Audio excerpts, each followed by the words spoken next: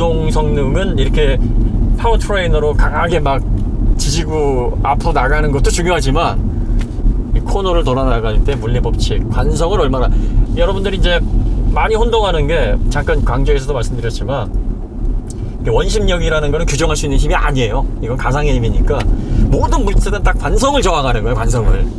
그래서 관성을 얼마나 잘 저항하느냐. 그러면 관성을 저항하려면 상대방이 강한 선수를 상대하는 거면 이길 확률이 적잖아. 네. 운동선수 상대편 그 플레이어 나왔는데 힘도 세고 기량도 세, 펀치력도 강해. 이런 선수를 같이 싸우면은 이길 확률이 낮아지고 어떤 선수는 이길 수 있어. 좀 체격도 작고 힘도 약하고 펀치력도 약하면 이길 수 있잖아요. 관성 모멘트가 커지면 힘든 거야. 관성 모멘트가 작으면 더 저항하기 좋은 거지. 그 관성 모멘트가 왜 커지냐면 질량, 속도 이거대로 커지는 거예요. 그래서 차이를 경량화하고 작게 만들고 해야 스포츠성이 좋아진다는 건 굉장히 간단한 물리법칙에서 생각해낼 수 있는 거니까.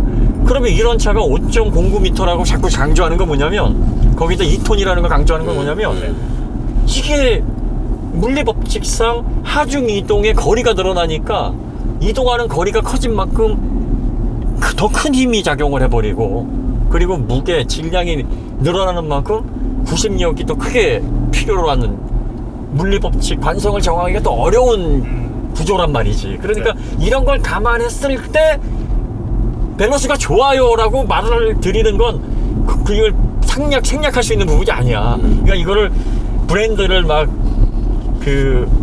옹호해주고 쉴드를 쳐주는 게 아니라 이 전제가 없으면 자동차 평가 자체가 무의미해지는 거예요.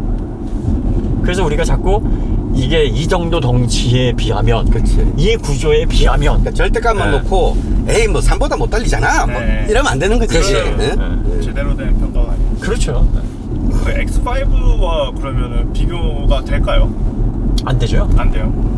근데 이거 X5랑 이렇게 또 놓고 보면 X5보다 얘가 더 빠를 거예요. 왜냐면 X5는 그 정도 덩치 SUV랑 그게 또 왜 그러냐면 이 차체 중심이 위로 올라가잖아요.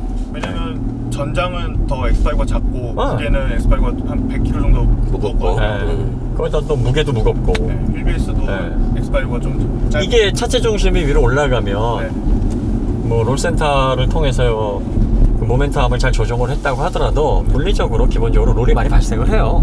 롤이 발생을 한다는 건 스티어에서 더 약점으로 작용한다는 거예요. 그러다 보니까 코너를 돌 때 더 부풀게 돌지 날카롭게 못 돌아요. 내 타이어 위에 좀 멀리 위에 차체가 중심을 딱 잡고 있으니까 그 같은 코너를 돌아도 하중에 한번 쏠리더라도 얘가 흔들리는 양이 좀 있어요. 그렇죠. 근데 얘 같은 경우는 한번 쏠리더라도 조금 흔들리더라도 편안하게 그냥 소리 삐 하면서 갈 수가 있잖아요. X5는 그 흔들리는 양이 상대적으로 얘보다는 크기 때문에 그 달리는 상황에서 똑바른 자세를 그대로 소리를 요대로 유지하기가 쉽지가 않은 거죠. 얘보다. 그렇죠. 그러니까 얘가 더 잘 달려요. 그리고 그 엑스드라이브도 다 바빠요. 그런 그러면 이제 이게 출력이 가장 좋은 건 그냥 접지 잘 유지해가지고 가장 효율적인 곳에 몰아줘서 나가는 게 사실은 좋아.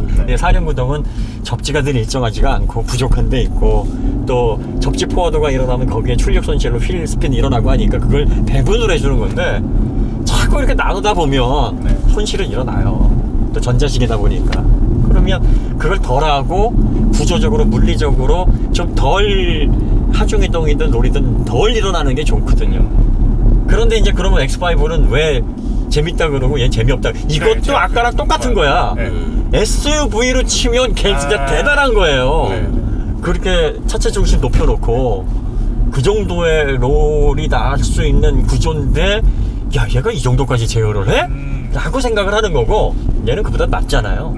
그리고 얘는 세단에 더 가까우니까 걔보다는 더 엄격한 기준이 적용이 되는 거지. 그러니까 페널티가 더 얘는 적용이 돼서 하지만 휠베이스가 3.07m에다가 5.09m니까야 이것도 감안해서 생각해보면 얘도 괜찮기는 하나. 요 정도의 어떤 세단을 기준으로 놓고 보면은 GT 성향이 더 강하다 보니까 스포츠성은 약간 아쉬울 수 있습니다 라는 얘기를 하는 거죠. 듣다 보면 이런 거 다 감안하지 않고 보면 그럼 X5가 더 빠르겠네. 그 헷갈릴 수 있을 것 같아요. 안 그래요.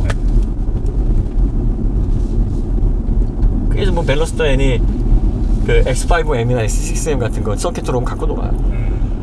갖고 놀 수밖에 없지. M3가 네. 그 슈퍼 SUV 네. 진짜 농락하지. 우라칸이랑. 에이, 안 돼요.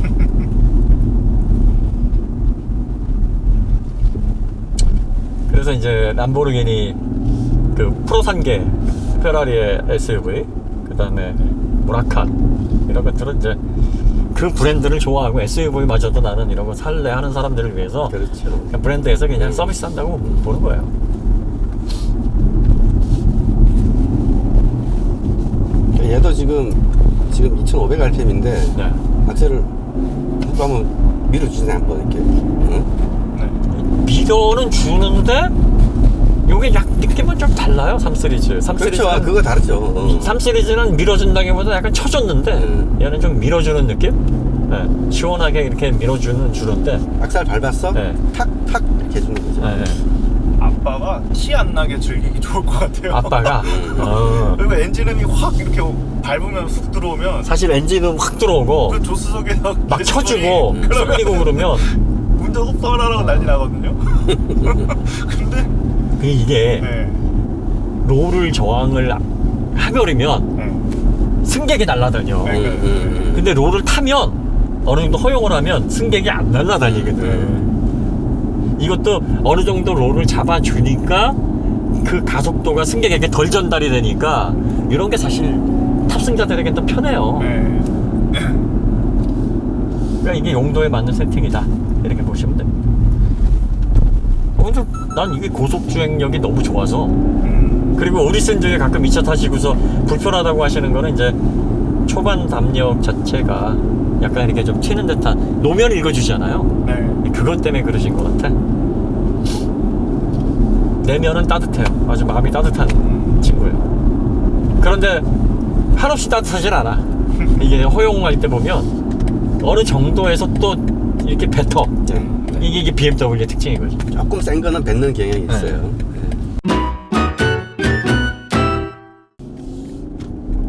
자, 빨래판이 아니라 울렁이는 길 한번 가겠습니다. 뭐 보나 마나 뭐 그냥. 아우 자, 아우 좋아. 깨끗하게 타고 넘겨야지. GT가 이런 거지. 아우 좋아. 지금 최근에 했던 모델 중에서 제일 부드럽게 잘 넘어가요. 네. 이런 것들을 이제 와인으로 따지면 목넘김이 좋다 그런가? 그럴 것 같아요. 그 비유가. 목넘김이 아주 좋네요. 저게 물렁서스를 해놓는다고 다 좋은 게 아닌 게 그렇죠. 저런 울렁이는 길 점프할 때가 있잖아요, 사람이. 네. 저것도 저 진동 그 짚어서 안 맞으면 또 춤춰요 막. 그렇죠. 천장도 찍잖아요. 무슨 뭐 롤러코스터 탄 것처럼 막 쑥쑥 해버려.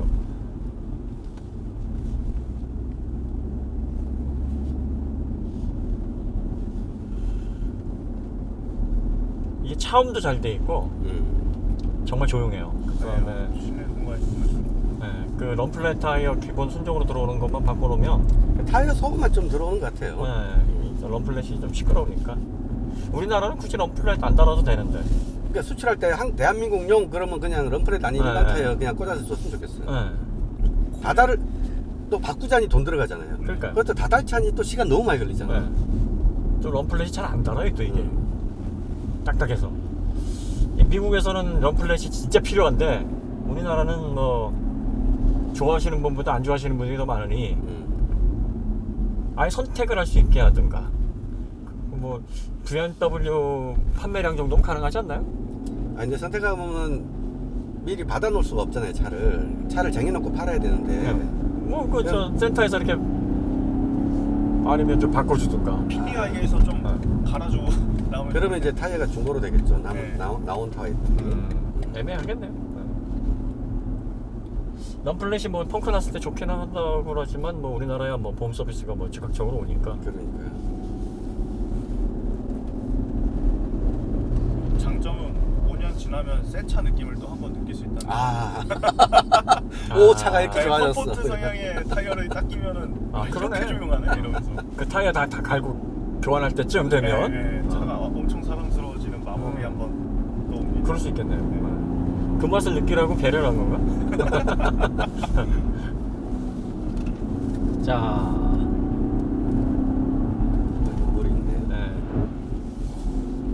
네. 요게 이제 진입 온도가 좀 있어서 안값이 작은 코너들 보면은 이제 운전자는 살짝 신경 쓰이게 하는 정도는 돼요.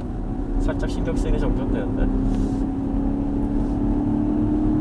이게 BMW는 롤이 크던 작던 한번 거동 잡으면 잘 흐트러뜨리진 않으니까. 그러니까 그게 네. 대단한 것 같아요. 네. 코너 시작부터 끝까지 그 자세를 계속 잡고 자세를 딱 잡으면 이제 네. 그걸로 쭉 나가요. 네. 이런 좀 맛이 있어요.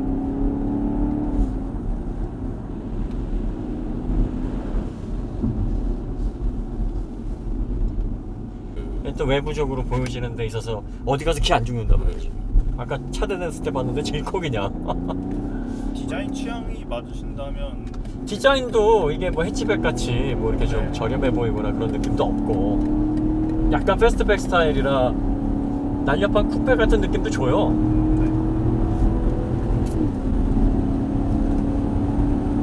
그러니까 이런 해치백 같은 경우에는 저 리어 스포일러 역할이 크죠. 네, 해치도 모양에 있어서 모양도 그렇고 이런 것들이 이제 세단처럼 이렇게 쭉 빠져나가는 공기 흐름이 아니라 뒤가 이렇게 SUV처럼 딱 떨어지진 않지만 네. 가다가 이렇게 좀 세단보다 급하잖아요. 네. 그런 공기가 거기서 이제 와류가 많이 생겨요. 실제로 기능적인 역할을 하는군요. 그럼요. 그럼 리어 스포일러가 그걸 위로 이렇게 딱 빠져나가게 하면 와류를 정리해 준다고. 그리고 이제 뒤를 조금 눌러주는 효과 있고 눌러도 주고 그 다음에 와류가 어떤 역할을 하냐면은 거기에 이제 빠져나가서 와류가 많이 생기면 그 공기가 다시 들어차면서 가속이 생긴 그 물체를 이렇게 빨아들이는 역할도 한단 말이에요. 그러니까 거기에서 저항이 생기는 거야. 그걸 없애줘야 공기 저항을 없앤다는 말이 이게 부딪히는 공기 저항만 있는 게 아니라 뒤에서 이렇게 끌어당기는 공기 빠르게 움직였을 때 다시 들어차면서 이게 예쁘게 통과를 해가지고 싹 들어와야 되는데 와류는 막 흐트러뜨리는 거잖아. 네. 그러니까 이게 시간차가 많이 생기면 이게 공기가 들어차는 시간이 오래 걸릴수록 더 많이 빨아들인단 말이지. 그래서 그 저항을 없앤다는 데에서 공기 저항을 줄여준다 이 얘기예요. 그게 110km가 넘어가면 활성화되는 게 그 속도 이상부터가 심해지거든. 그래서 이제 올라와서 그걸 좀 줄여주면 눌러도 주고 이렇게 저항도 없애주고 이런 일거양득이 있다. 그리고 이제 해치백 같은 거 보면 보통 그 승용차보다 네. 해치백 스타일이 뒤쪽에 먼지가 많이 붙어요. 더럽죠. 그래서 일부러 해치백은 뒤에 와이퍼도 달아주고 막 하잖아요. 그러니까 그런 원리인 거죠. 와류 때문에 그래요. 그 막 소용돌이 치니까 네. 먼지가 막 와가지고 막 달라붙어 그냥. 그러니까 SUV 이상하게 비도 안 오고 뭐 그냥 달렸을 뿐인데 왜 이렇게 하얗게 우리가 하는 이유가 그거예요. 그리고 SUV는 왜 뒤에도 와이퍼가 있나요? 네. 와류 때문에 그렇습니다. 느긋하고 타이 참 좋네요. 네, 재밌게 나름 가끔씩 재미도 보고 이 딱 출렁이는 이 느낌 딱 요게 이 얘가 추구하는 바거든요. 너무 딱 안 떨어지고 살짝 한번 살짝 이렇게 보담아 줄게. 응? 근데 그 리어 스포일러하고 뭐 자동차의 그 와류 없애주는 원리하고 자꾸 양력하고 비교하시는 분들 계신데 아 그래요? 전혀 달라요. 메르누이 그 법칙하고 그거는 다른 거예요. 날개가 생긴 형상이 이렇게 비슷하니까 뭐 그거를 개념은 다른 개념입니다. 그 메르누이 원리는 이제 기압차고 1세대 모델에서 장족의 발전을 했네요. 네. 1세대 모델은 외형이 뒤가 너무 뭐라 해야 될까 뚱뚱해. 네, 뚱뚱하고 둔탁해 보여요. 이렇게 뭐 해치백 갖다가 이렇게 3박 4일 물에 불려가지고 그리고 재미도 별로 없어요. 운전 재미도 그렇게 없었어요. 좀 뒤뚱거렸어요. 좀 흔들거리고. 그래서 BMW 안 갔다는 얘기 많았어요 그때. 이게 무슨 BMW가 이래요? 편안한 차 찾는 분은 좋아했어요. 편안한 차.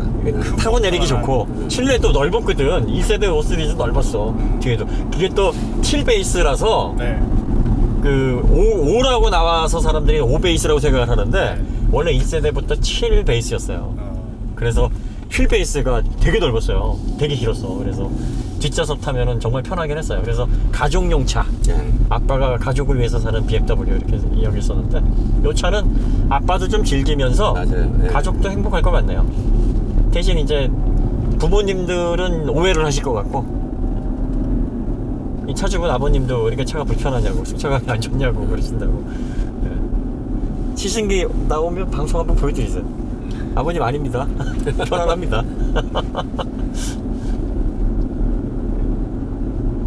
차 좋네요.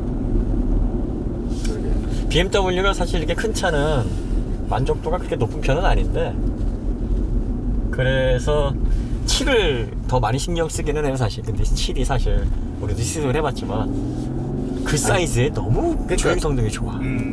여기서 그렇게까지 할 필요 있어? 그러니까요. 이 느낌까지 드니까. 그래서 사실 7 원하는 오너들은 별로 그거 안 원할 것 같은데 그런 거 승고콜이라 그러잖아. 되게 바쁘게 다니는 회장님.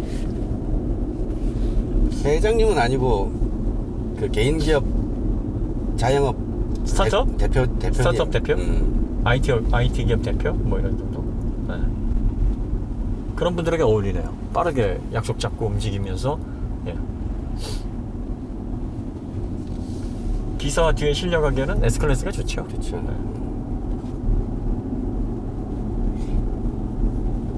그러니까 7 시리즈로 그 기사를 놓고 타시는 분들은 기사 좋은 일 시키는 거지. 기사들은 너무 즐거워. 그러게. 그러겠네. 딱 모셔드리고 집에 갈 때 속도가 달라져. 그렇지. 아이씨, 앉아봐. 아우, 오늘 열받았어. 막 바로 이러면서 이제. 스포츠 모드 누르네. 아이씨, 오늘 회장님이 나 스트레스 받게 했어. 그래서 스포츠 플러스로 그냥. 배려인가? 사회 복지가 좋은 건.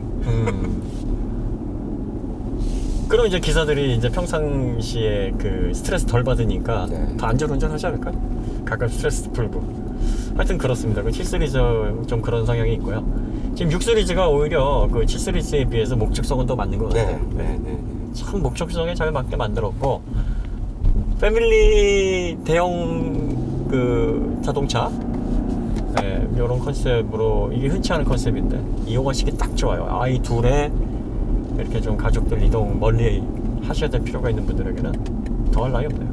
연비 중요하게 보시는 분들은 이제 620D 네. 사시면 되고 출력 좀 원하신다 그러면 뭐 640i 괜찮을 것 같고 그렇습니다.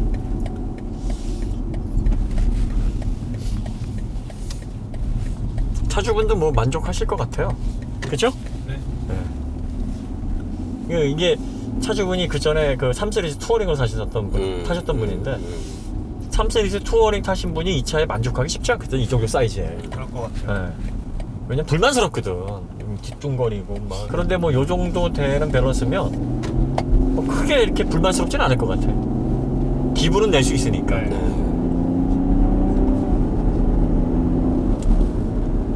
제니번더 아까 잠깐 이야기했는데 그게 막 느껴질 만큼 막 지긋하고 막 이런 게 아니니까 그래도 사람 손맛을 느껴주게 하니까 신난다까지는 아니지만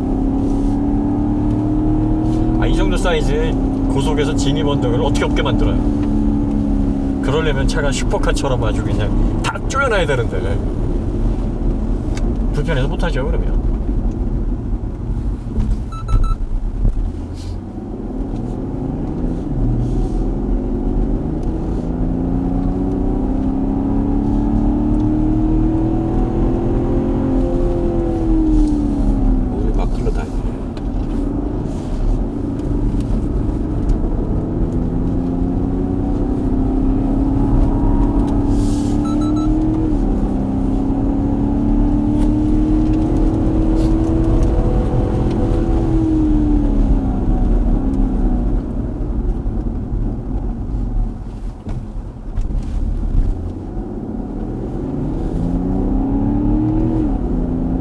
여기밖에 안 올라가는데 뭐하러 여기 이렇게 60까지만 늘어났으면 되겠네. 아니 60도 아니고 50만 해도 되는 거. 이 마력은 그렇다고 쳐. 얘는 진짜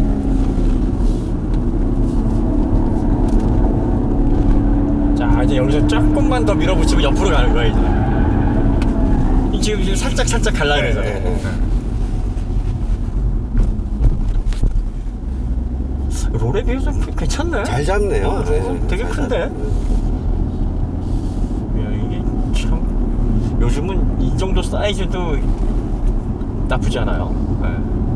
예전에는 이런 세팅 진짜 힘들었죠. 어떻게 이렇게 앞뒤에 고르게 소리가 나요. 그래서 스포츠 거동 좋아하는 사람들 거들떠도 안 맞잖아요. 5m 넘어간다 그러면 야, 그 차야 그게? 기차냐 차가? 핸들 돌리면 차가 돌아올 때까지 한참 걸리는 건데. 난 핸들 꽤 번개 생각하는 거지. 핸들 돌렸는데 뒤는 천둥처럼 따라오는 거지. 그게 뭐야 이게 왜 따로 놀아? 근데 이제 5.09m면 5.1m 거의 다 되는 건데 이런 동작은 참 BMW 그래서 무시하기가 힘들어. 예. 알면 알수록 이 스포츠 부분에서 까기가 힘든 브랜드가 BMW예요. 뭐 얘기했듯이 BMW가 모터스포츠 성적은 별 볼 일 없는데 이거 양산 모델에 되게 잘 만들어서 구현을 해놔요. 그러니까요. 저번에도 얘기했듯이 뭐 스포츠 스타가 감독된다고 다 성공하는 거 아니듯이 선수 시절 별 볼 일 없었어도 감독으로 대성하는 인물들 있잖아요. 퍼거슨처럼 그런 경우야. BMW도 모터스포츠계에서는 좀 손가락질 받는데 이걸 M이라는 디비전을 만들어 놓고 소비자들에게 손에 쥐어줄 때는 결과물이 제일 좋아. 그게 사실 중요한 거 아니에요? 그런 거에 비하면 메르세데스 벤츠는 재능 낭비하고 있는 거지.